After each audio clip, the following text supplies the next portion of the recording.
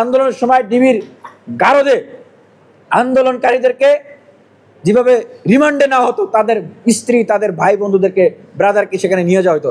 অনেকের স্ত্রীদেরকে সেখানে শ্লীলতাহানি করা হয়েছে, অসম্মান করা হয়েছে, ডিভোর্স পর্যন্ত দেওয়া হয়েছে, যে ডিভোর্স দিত স্বামীকে। গণহত্যাকারীদের গ্রেপ্তার ও শাস্তির দাবিতে প্রত্যেকটি বিশ্ববিদ্যালয়, কলেজ, জেলা, মহানগর, থানা, উপজেলা পর্যায়ে ছাত্র অধিকার পরিষদের বিক্ষোভ কর্মসূচি আগামী 6 ফেব্রুয়ারি বৃহস্পতিবার এবং আগামী 10 ফেব্রুয়ারি অবস্থান কর্মসূচি পালন করবে বাংলাদেশ ছাত্র অধিকার পরিষদ। আমাদেরকে আবার ন্যায় বিচারের জন্য আন্দোলন করতে হবে, এই জন্য তো আমরা গণ অভ্যুত্থান করি নাই। আপনারা অন্তর্বর্তীকালীন সরকারে বসেছেন, আপনারা সেখানে বসে কি করছেন? আপনাদের প্রধান কাজ তো ছিল এটি।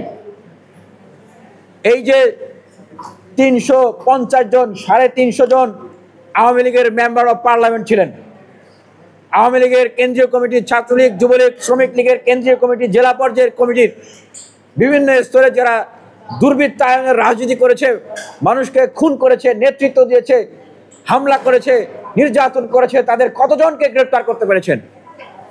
এই যে প্রশাসনে ঘাপটি মেরে থাকা, আমলাতন্ত্রের ভিতরে আওয়ামী ফেসিবাদের দালাল যারা ছিল, আইন অঙ্গে ছিল, পুলিশ প্রশাসনে ছিল, জনপ্রশাসনে ছিল, এই শিক্ষাঙ্গনে ঘাপটি মেরেছিল, তাদের কতজনকে আপনারা গ্রেপ্তার করতে পেরেছেন? বরঞ্চ আমরা যখন আইন উপদেষ্টার মুখ থেকে শুনি যে ছাত্রলীগ 80% পুলিশ নাকি ছাত্রলীগ, তখন আমরা হতাশ হয়ে যাই। তাহলে এই 180 দিন পরে এসে আপনি এই কথা কিভাবে বলছেন, কেন বলছেন? এটি কি আপনাদের চরম মাত্রার ব্যর্থতা নয়? আমরা দেখছি যে এই আমলাতন্ত্রের ভিতরে থেকে যারা আমাদেরকে এই শাহবাগে, এই ঢাকা বিশ্ববিদ্যালয়ের প্রাঙ্গণে কুকুরের মতো করে পিটিয়েছে, তাদেরকে কি শাস্তির আওতায় এনেছেন এই অন্তর্বর্তীকালীন সরকার? যারা আমাদেরকে এই শাহবাগ থানায় ঢুকিয়ে মেরে পিটিয়ে আমাদের পা ভেঙে দিয়েছে, লিঙ্গে কারেন্টের শক দিয়েছে, চোখে মরিচ দিয়ে আমাদেরকে শাস্তি দিয়েছে, আমাদেরকে মেরে রক্তাক্ত করে আমাদেরকে মেডিকেলে পর্যন্ত নেওয়া হয়েছে, সেই এডিসি হারুন, গোলাম রুহানি, আমি মাত্র কয়েকজনের নাম বললাম, এরকম শত শত হাজার হাজার আওয়ামী লীগের দুর্ধর্ষ ক্যাডার ছিল, এই বাংলাদেশে মাফিয়াতন্ত্র প্রতিষ্ঠা করেছিল। তাদের কয়জনকে আপনারা শাস্তির আওতায় আনতে পারবেন? বরং আমরা দেখছি আপনারা তাদের সাথে মিলে মিশে প্রশাসন চালানো এবং এই সরকারকে দীর্ঘায়িত করার জন্য আপনারা কার্যক্রম পরিচালনা করছেন। দৃশ্যত সেগুলোই মনে হচ্ছে। আমি ব্যক্তিগতভাবে 7 মাস, 6 মাস, 7 মাস জেল কেটেছি। 7 মাস আমাকে সলিটারি কনফাইনমেন্টে আবদ্ধ করে রেখেছে এই আওয়ামী লীগ। আমাকে সূর্যের আলো বাতাস দেখতে দেয় নাই 7 মাস, আমাকে কারোর সাথে দেখা সাক্ষাৎ করতে দেয় নাই, দুর্গন্ধ, ময়লা, ঠান্ডার ভিতরে আমাকে রেখেছিল 7টি মাস।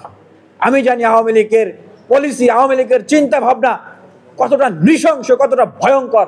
এরকম অসংখ্য গণতন্ত্রের জন্য আন্দোলনকারী, এদেশের মানুষের অধিকার প্রতিষ্ঠার জন্য আন্দোলনকারী মানুষদেরকে গুম করেছে, হত্যা করেছে, খুন করেছে। এমনকি আপনারা দেখেছেন মামুনুল হক সাহেব একটি তার লেখা আমরা দেখেছি, লিখেছেন, আমি নিজেও সাক্ষী, যার এই যে আন্দোলনের সময় ডিবির গারদে আন্দোলনকারীদেরকে যেভাবে রিমান্ডে নেওয়া হতো, তাদের স্ত্রী, তাদের ভাই বন্ধুদেরকে, ব্রাদারকে সেখানে নিয়ে যাওয়া হতো, অনেকের স্ত্রীদেরকে সেখানে শ্লীলতাহানি করা হয়েছে, অসম্মান করা হয়েছে, ডিভোর্স পর্যন্ত দেওয়া হয়েছে, যে ডিভোর্স দিত স্বামীকে। কি ধরনের মানসিক নির্যাতন করা হয়েছে। আর আপনারা আছেন আওয়ামী লীগকে কিভাবে পুনর্বাসন করা যাবে, রিকনসিলিয়েশনের আপনারা আলাপ নিয়ে আসছেন। আরে আওয়ামী লীগ তো এখনো নির্মূল হয় নাই, আপনি আছেন রিকনসিলিয়েশনের আলোচনা নিয়ে।